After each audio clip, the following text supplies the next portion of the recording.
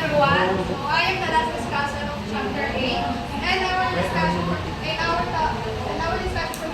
about the circle. And then at the end of the lesson, you will be able to describe the circle, identify the terms related to circle, Kupal. and draw circles with different values using contrast. So we all know that we are surrounded by a circular object.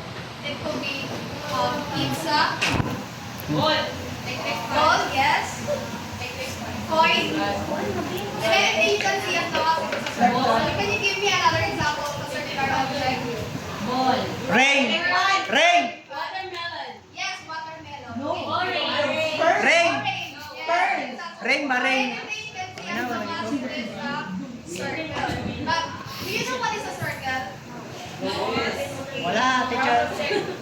A circle is a closed plane figure made up of the set of points that are equidistant or same distance from a fixed point called a center. So this illustration A is the example of the center of the circle. Now, aside from a center, other parts of a circle includes radius, diameter, and chord. Now, let's learn more about the basic terms related to circle. First is we have a chord. A chord is a segment whose endpoints lie in the circle. When you talk about segment, it refers to a part of the line or curve bounded by 2 points. So this is an example of a chord. So this illustration, D and E, is an example of our chord. Chord could be like this. And this. And also this. So this is an example of a chord. Now, this chord also called a diameter. A diameter is a chord that connects 2 points on the circle and passes through the center. So this is the diameter. So this illustration C and D is an example of our diameter. So diameter would be like this, and also this, as long as it passes through the center of our circle. Now, half of the diameter is what we call a radius. A radius is a 1/2 of the length diameter. It is a line segment from a center to a point on the circle. So this is an example of our radius. This illustration A and B is the example of the radius. And radius will be like this, or this, as long as half man siya sa atong diameter. Now, other terms that I need you to know is the circumference. Circumference is a distance around the circle. So this is the circumference, or this is the distance around the circle. And a part of our proportion of the circumference of the circle is what we call a arc. Arc is a part of circumference of a circle. And this is the illustration example of the arc. This F is represent the arc. Remember, the bend is less than half of the rotation of our circumference. It is what we call a minor arc. But if it is more than half of the rotation, it is what we call a major arc. The major arc. Next is what we have, semicircle. A semicircle is a half of the circumference of the circle. So this is an example of our semicircle. So I and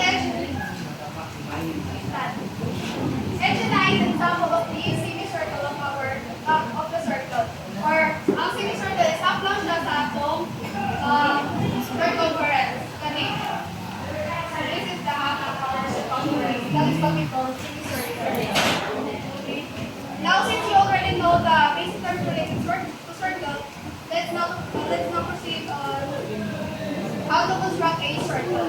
All we need is the compass. A compass is an instrument which aid in constructing a circle. So first, draw a line representing the radius of a circle with a ruler on a piece of paper. But since wala tayong ruler, but we have the same dimensions that we are provided sa atong compass,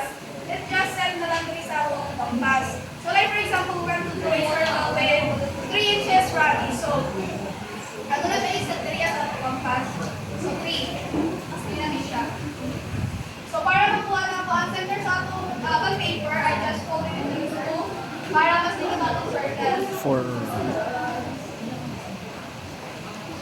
Okay, next, attach the pencil on the drawing compass. Okay siya. And point the needle of the compass on one end of the line and the pencil lead to the other point. So, like 3 naman din siya. The point where the needle point is the center of the circle. So this is the center of our line. And this is the kung ano na ito ay katulad sa compass. It is what we call what? one. What is the half of the diameter? Half. What is the half of the diameter? Semicircle ba? Ah, Radius. radius. Radius is the half of our diameter. So, Ah, ito nga. dapat, kung construction circle, dapat unahan ko na ito ang radius. So, what we need to do is rotate the compass without moving the needle until it reaches full turn. So, natin siyang i-rotate.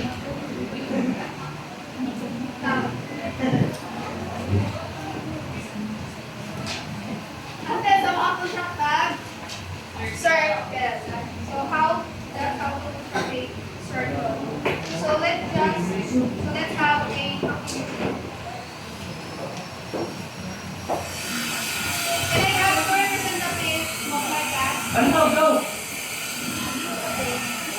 Hindi na. Ano, picture.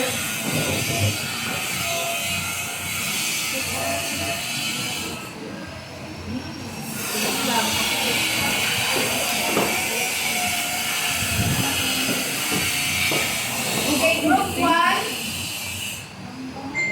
We'll construct.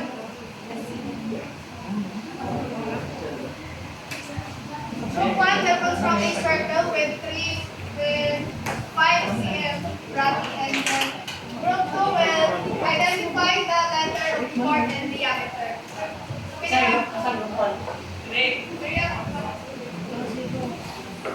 sige na, please.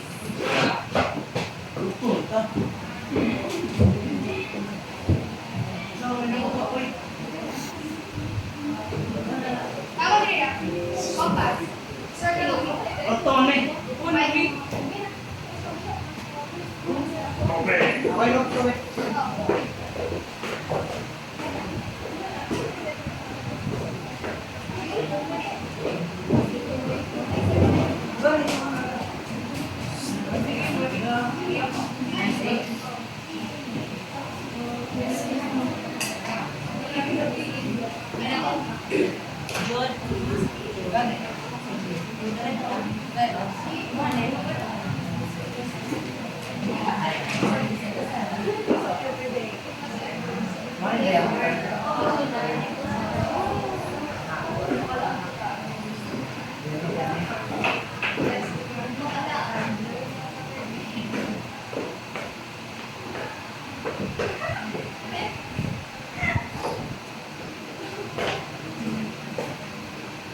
Okay. Okay, let's check the group 1 and group 2.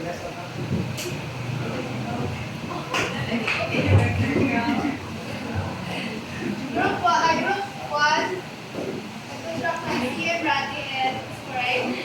And then group 2, chord, let's check. Yes. CNE is the chord. Correct. And the diameter is the half of our diameter circle is what we will have. Something is CND.